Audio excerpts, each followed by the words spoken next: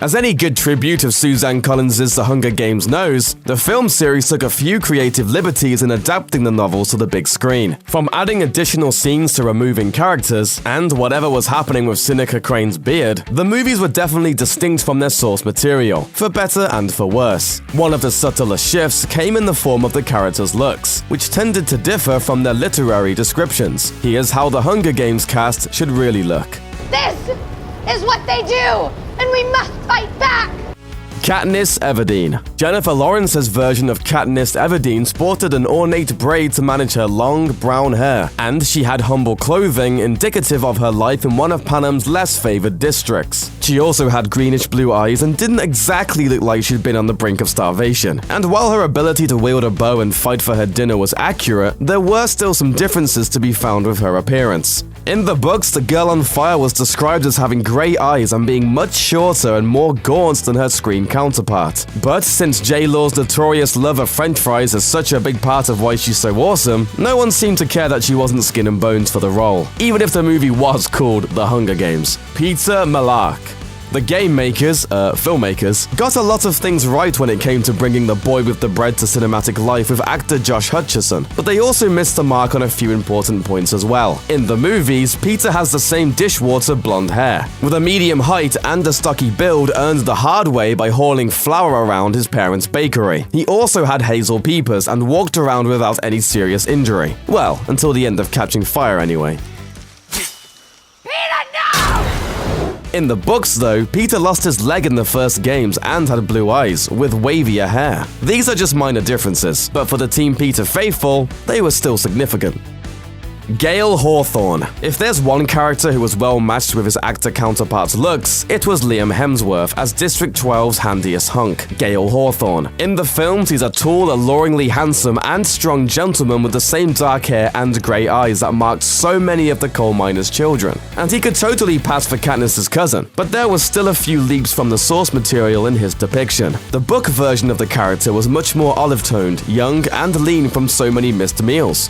Cinna. The filmmaker stuck with Lenny Kravitz's natural chocolate brown eyes for his turn as Cinna, and opted to add in some facial hair and earrings to round out his looks. Plus, he rocked some low-key fashions and steered clear of the capital makeup selections, save for some gold eyeliner. In the books, though, Katniss's fabulous stylist was described as having green eyes with flecks of gold scattered throughout. Even without the right eye color and a couple of extra earrings, Kravitz embodied all the swagger and self-possession that Cinna called for, and then some, so he was a fan favorite despite the differences.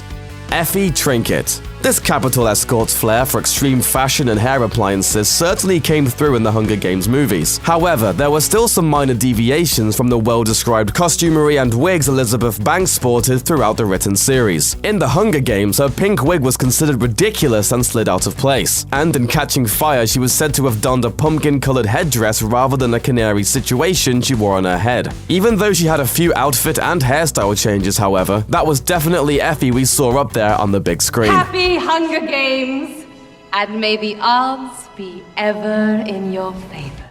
Haymitch Abernathy. In the films, Haymitch was a morose, disheveled alcoholic who disgusted Katniss with his lack of composure. He also had straight blonde locks and blue eyes, and never stumbled and fumbled his way through life in Victor Village. In the books, however, Haymitch was said to have dark, curly hair with the same grey eyes as his fellow Coal District alums. It was pretty easy to forget that the hair and eye colors were off, as the mentor who decided to shape up his act enough to help his girl stay alive in the arena. But for the nitpickers out there, the casting choice was still a confusing one.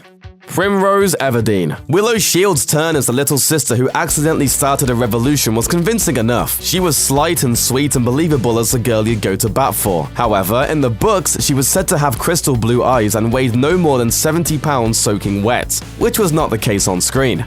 President Snow.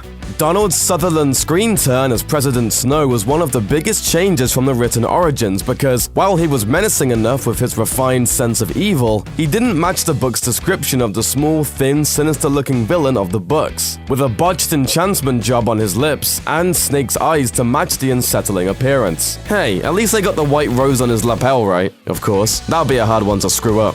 Finnick Odair. Whether or not Sam Claflin's version of Finnick Odair matched that extraordinarily good-looking muscle man he was described to be is a matter of subjective perspective, but the filmmakers certainly gave his frame some consideration when casting the role. Not only is he athletic, tan and cocky, but he's also adequately redeemed by his penchant for both shirtlessness and sugar cubes on screen. Plus, he clung to his trusty trident as tightly as he was supposed to. The most noticeable difference from the books? The fact that his sea green eyes weren't as striking on screen, and his hair was more sandy blonde than bronze, as written.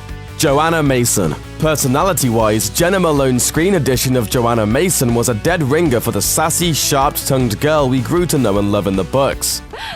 Yes, I'm angry. You know, I'm getting totally screwed over here. The deal was that if I win the Hunger Games, I get to live the rest of my life in peace. But as accurate as they got her character, her appearance in the films was a little different. On screen, she was lean and traditionally pretty with long brown locks. Well, until they were shaved off by the Capitol. In the books, meanwhile, her eyes were said to be wide, while her hair was worn with a signature spike. She was also perceived by readers as being more muscular, seeing as she was from the lumberjack district and all.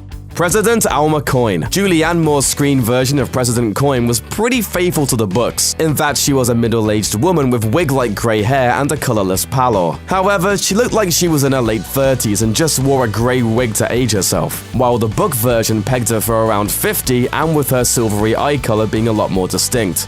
Foxface. In the Hunger Games movie, Jacqueline Emerson's vision of Foxface had bright red hair and an aptitude for stealth and a low-key survivalism. But she's hardly meek, and she certainly couldn't be confused for an animal. In the book, however, she was described as having a face which had, well, fox-like features, hence Katniss's name for her. Anyone can open a bottle of red hair dye and say they're Foxface, but to look the part is something else entirely. Thresh. If Thresh had appeared as imposing as he was written, there's no way audiences would believe he'd been killed in one-on-one combat with Kato, even if the latter was a career tribute. I'm prepared, vicious, I'm ready to go. As portrayed by Dio Okuni in the movie, he was strong and tough, but he was also rather approachable in size and demeanor, which made his decision to forego killing Katniss when he had the opportunity that much more believable. Meanwhile, in the book, he's described as having golden eyes, standing well over 6 feet tall, and sporting the build of an ox from so many days in the agriculture sector. Rue. Rue. A vocal contingent of Hunger Games readers were up in arms about the fact that Rue, as played by Amandla Sternberg, was portrayed as having brown skin in the first film. Of course, those fans clearly misunderstood the source material. While Rue was said to resemble Katniss' sister Prim in size and innocence, she was specifically described as being black in the book. The film's representation of the tiny, feisty, and quick-on-her-feet preteen was accurate to the writing and gave her that same smile that affected Katniss so in both versions. She wasn't quite as frail as she was on paper, but that's about the only major difference to be found. Otherwise, she was perfect.